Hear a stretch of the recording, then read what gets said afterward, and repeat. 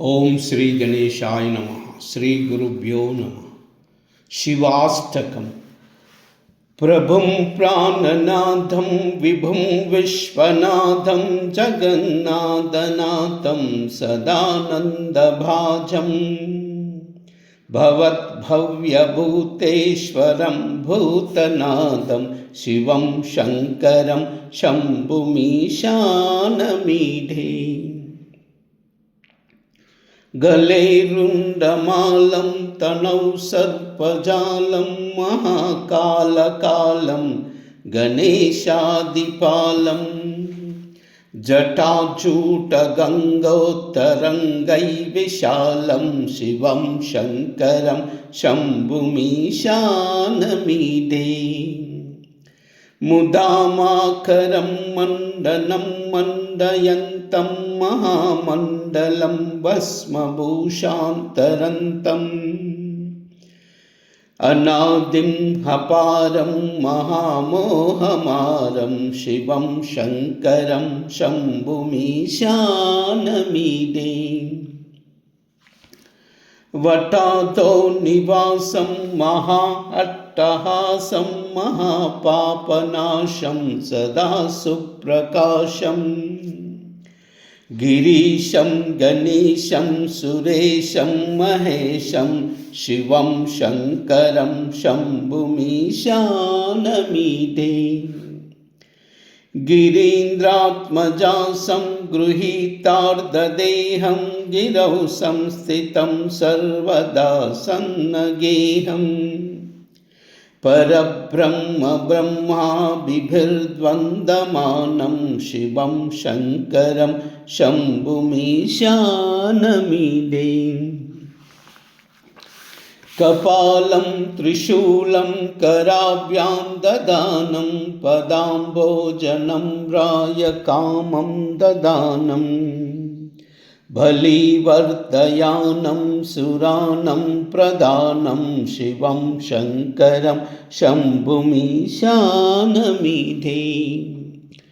शरच्चन्द्रगात्रं गणानन्दपात्रं त्रिनेत्रं पवित्रं गणेशस्य मित्रम् अपर्णाकलत्रं सदा सच्चरित्रं शिवं शङ्करं शम्भुमीशानमीडे। हारं सर्पहारं चिताभूविहारं भवं वेदसारं सदा निर्विकारं श्मशाने वसन्तं मनोजं दहन्तं शिवं शङ्करं शम्भुमीशानमीडे। स्वयं यः प्रभाते नरः शूलपाणे पठेत् स्तोत्ररत्नं तियः प्राप्य रत्नं सुपुत्रं सुधान्यं सुमित्रं कलत्रं विचित्रैः समाराध्य मोक्षं प्रयाति। ॐ नमः शिवाय।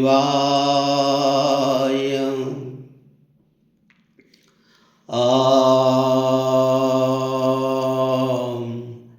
नमः शिवाय।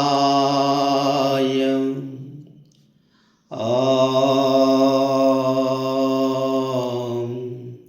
नमः शिवाय। ॐ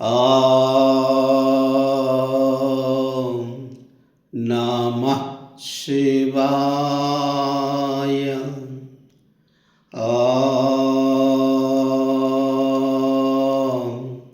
नमः शिवाय।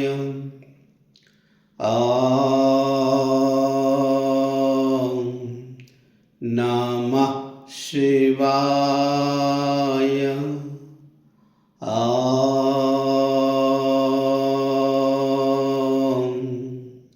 नमः शिवाय। ॐ नमः शिवाय। నమః